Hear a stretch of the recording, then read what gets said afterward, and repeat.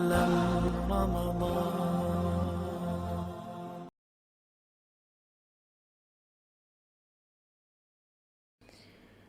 بابو برکت السحوری من غیر ایجابن، کہ سحری کھانا باعث برکت ہے لیکن واجب نہیں ہے.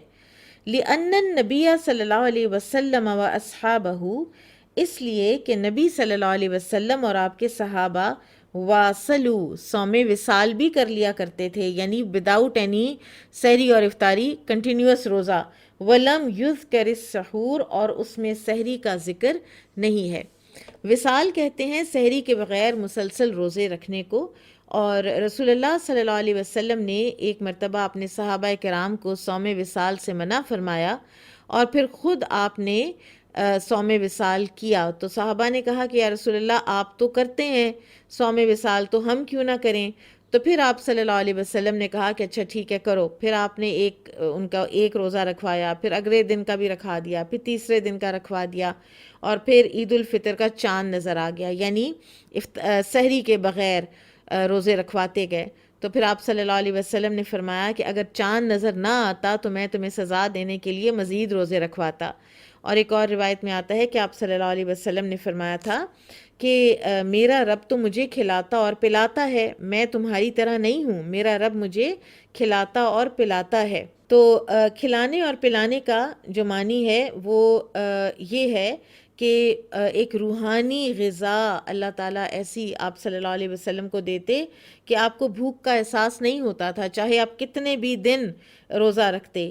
اور یا پھر اگر اللہ تعالیٰ کھلا دیتا جیسے اس کی شان کے لائق ہے، تو یہ بھی اللہ ہی کو بہتر پتہ ہے کہ اس کی کیا نوعیت تھی.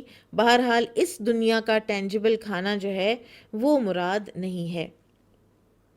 اور یہاں لانا اس حدیث کا امام بخاری کا مقصد یہ ہے کہ سحری کھانا مستحب ہے مگر واجب نہیں، کیونکہ صوم وصال میں صحابہ کرام نے سحری کو ترک کیا تھا، اور اس سے امام بخاری نے اپنا عنوان ثابت کیا ہے. عن عبداللہ رضی اللہ عنہ ان النبی صلی اللہ علیہ وسلم، نبی صلی اللہ علیہ وسلم نے واصلہ صوم وصال کیا. فواصل الناس، تو آپ کے ساتھ دوسرے لوگوں نے بھی صوم وصال کیا. فشق علیہم، تو لوگوں پر پھر ظاہر ہے مشکل ہونے لگ گئی، تکلیف ہوئی. فنہاہم، تو آپ نے انہیں منع فرما دیا. قالو، لوگوں نے کہا انک تواصل، آپ تو کرتے ہیں صوم وصال. قالا، تو آپ صلی اللہ علیہ وسلم نے فرمایا لست کہیئتکم، میں تم لوگوں کی طرح نہیں ہوں. انی اظل اطعم و اسقا، بے شک میں تو لگاتار ہوتا ہوں کھلایا جاتا اور پلایا جاتا.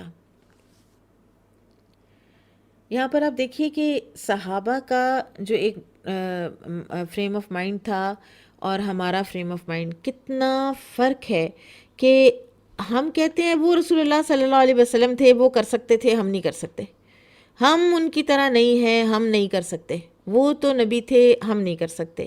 ہمارا ایک لگاتار اپنے آپ کے لیے یہی ہم اپنے آپ کو فیڈ کرتے رہتے ہیں، یہ بات ہم نہیں کر سکتے، ہم نہیں کر سکتے. اتنا بڑا نو ہمارے ذہنوں میں ہے کہ ہم نہیں کر سکتے. اور یہاں دیکھیے کہ نبی صلی اللہ علیہ وسلم فرما رہے ہیں کہ کچھ چیزیں جو نبوت کا تقاضا ہیں وہ میں کر سکتا ہوں، تم نہیں کر سکتے. صحابہ کا دل ہے ہم وہ بھی کر ڈالیں، ہم اس میں بھی نبی صلی اللہ علیہ وسلم کی اتباع کریں. اور ہمارا تھرو آؤٹ ایک یہی ہوتا ہے، حتیٰ کہ یہ ہوتا ہے کہ ہم کہتے ہیں اچھا سنت ہی ہے نا تو چلو چھوڑ دیتے ہیں. اور وہاں حال یہ تھا کہ ہر سوال کے جواب میں یہ ہوتا تھا کہ ہمیں نبی صلی اللہ علیہ وسلم نے حکم دیا ہے. آپ یہ کیوں کرتے ہیں؟ ہمیں نبی صلی اللہ علیہ وسلم نے حکم دیا. آپ وہ کیوں کرتے ہیں؟ ہمیں نبی صلی اللہ علیہ وسلم نے حکم دیا ہے.